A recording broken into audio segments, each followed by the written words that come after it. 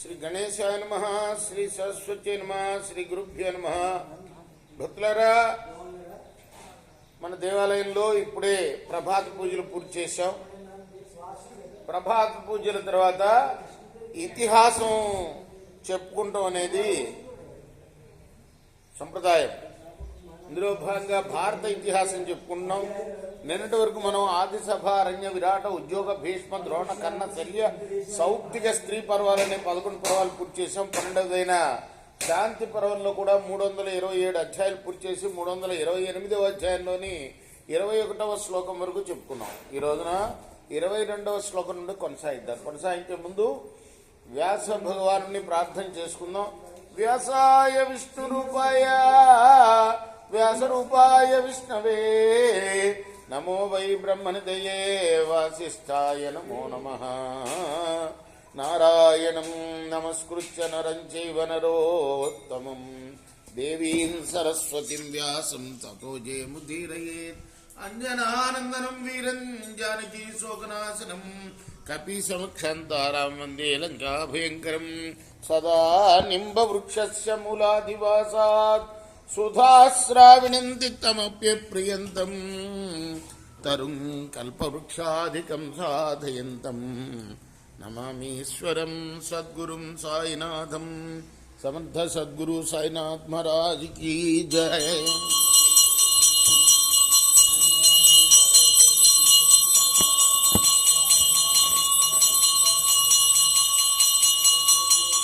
భీష్మ ఉవాచ నారదస్య వచః శ్రుత్వా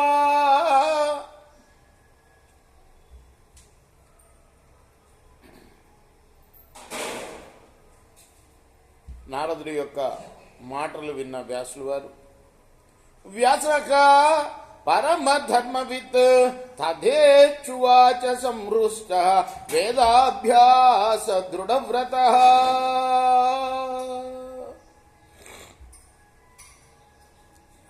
నారదుడు ఏం చెప్పాడంటే, మీ శిష్యులందరూ వెళ్ళిపోయారు, నిశ్శబ్దంగా నువ్వు నీ కొడుకే ఉన్నారు ఇక్కడ. నాకు వేదఘోష వినపట్టలేదు. ఈ పర్వతం మీద బ్రహ్మర్షులు ఉన్న చోట వేదఘోష ఎప్పుడు వినపడాలి అంటే, సరే అలానే అన్నాడు వ్యాసులు వారు. సుఖేన సహ పుత్రేణ వేదాభ్యాసమధాకరోత్. ఆయన పుత్రుడైన సుకుడితోటి కలిసి స్వరేణోచ్చయీ సశక్యేన లోకానా పూరయన్నివా. చక్కగా శిక్షా నియమానుసారం ఉచ్చైశ్వరంతో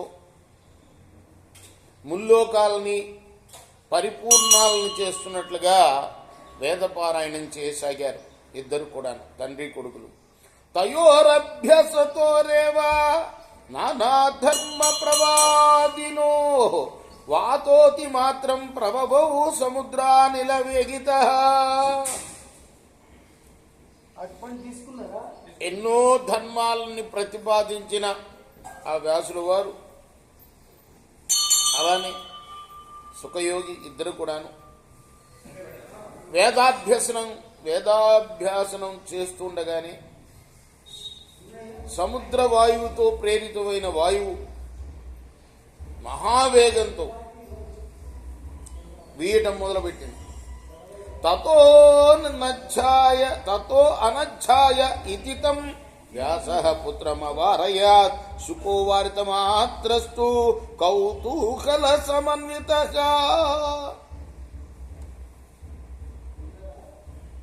వెంటనే తండ్రి అన్నాడు, ఇది అనధ్యయన సమయం.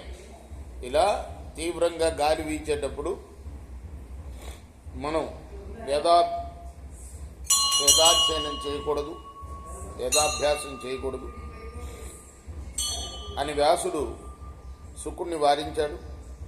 అప్పుడు దానికి కారణం ఏమిటో నేను తెలుసుకోవాలి, చెప్పు నాన్నగారు అని అడిగాడు వ్యాసుడు వారిని. శుకుడు ఎందుకు ఆపేయాలి, ఎందుకు ఇది అనధ్యయన సమయం అని అడిగాడు. అపృచ్చత్పితరం బ్రహ్మన్ కుతో వాయురభూదయం ఆఖ్యాతుమర్హతి భవాన్ వాయు సర్వం విచేష్టితం. అలానే మహాత్మా, ఈ వాయువు యొక్క ఉత్పత్తి ఎలా జరిగింది, ఈ వాయుదేవుడి యొక్క అన్ని చేష్టలు కూడా నాకు చెప్పవలసింది అని శుకుడు అడిగాడు. సుఖశ్చైతద్వచః శ్రుత్వా వ్యాసః పరమ విస్మితః అనధ్యాయ నిమిత్తేస్మిన్ ఇదం వచనమబ్రవీత్. వ్యాసుల వారు అనధ్యయనానికి అంటే అధ్యయనం చేయకూడటానికి గల కారణాలని వివరించడం మొదలుపెట్టాడు. దివ్యంచే చక్షురుత్పన్నం స్వయంతే నిర్మలం మనః తమసా రజసా చాపి శక్తః సత్వే వ్యవస్థితః.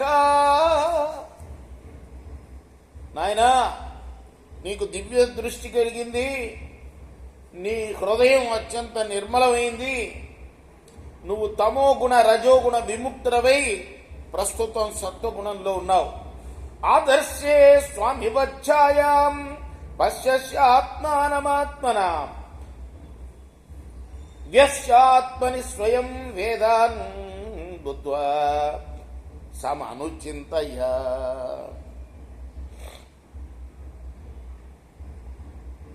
జనులు ఏ విధంగా అయితే అద్దంలో తమ ప్రతిబింబాన్ని చూసుకుంటారో అదే విధంగా నువ్వు ఆత్మ సాక్షాత్కారాన్ని చేసుకున్నావయ్యా నీ బుద్ధితో. కాబట్టి నువ్వు వేదాలని నీలోనే ఉంచుకొని బుద్ధితో అనధ్యాయ కారణమైన వాయు విషయం ఆలోచించు. దేవయాన చరో విష్ణు పితృయానశ్చ తామసః ద్వావేతో ప్రేక్ష బంధానో దివంచాధస్య గచ్చతః. మరణానంతరం ఊర్ధ్వలోకంలోకి వెళ్లే వాళ్ళకి, అలానే కింద లోకాలకి వెళ్లే వాళ్ళకి 2 తోవలు ఉన్నాయి. వాటిల్లో ఒకటి విష్ణులోకానికి వెళ్లే దేవయానం. ఇది సాత్విక గుణం వాళ్ళకి లభించేది. అలానే కిందకి వెళ్లే వాళ్ళకి, నరకాది లోకానికి వెళ్లే వాళ్ళకి పితృయానం అనేది, ఇది తామస గుణం ఉన్న వాళ్ళకి. పృథివ్యాం అంతరిక్షే చ యత్ర సంవాంతి వాయవః సప్తైకే వారు మార్గా వై తాన్ని బోధానుపూర్వశః. భూమి మీద అంతరిక్షంలో ఎక్కడ వాయువు వీచినా దాన్ని అక్కడ ప్రవర్తింపజేసే వాయు మార్గాలు 7 ఉన్నాయి. క్రమంగా వాటిని గురించి చెప్తా విను. తత్ర దేవగణాశ్చాజ్య మహాభూత మహాబల తేషాం అభ్యభవత్పుత్ర సమానో నామ దుర్జయ. భూమి పైన ఆకాశంలో కూడా మహాబలులు, మహాభూత స్వరూపులైన సాధ్యగణాలు అదృశ్య రూపంగా ఉంటారు. వారి పుత్రుడే ఈ వాయువు. ఉదానస్తస్య పుత్రో భూత్ వ్యానస్తస్య భవత్సుతః అపానస్య తతో జ్ఞేయ ప్రాణస్యామి తతో ప్రహ. వాయువుల్లో రకాలు చెప్తున్నారు. సమాన వాయువు గురించి చెప్తూ మొట్టమొదట 7 రకాలని చెప్పారు కదా. మొట్టమొదటిది సమాన వాయువు. ఇది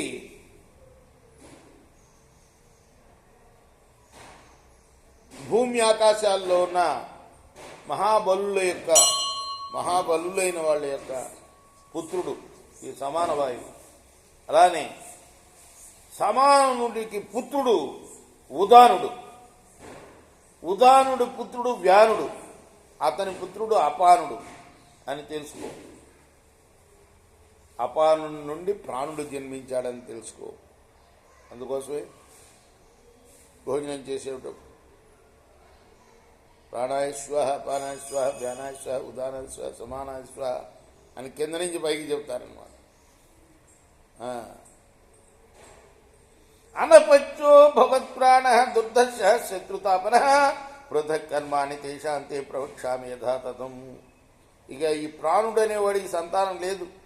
అతడు శత్రు సంతాపకుడు, దుర్జయుడు.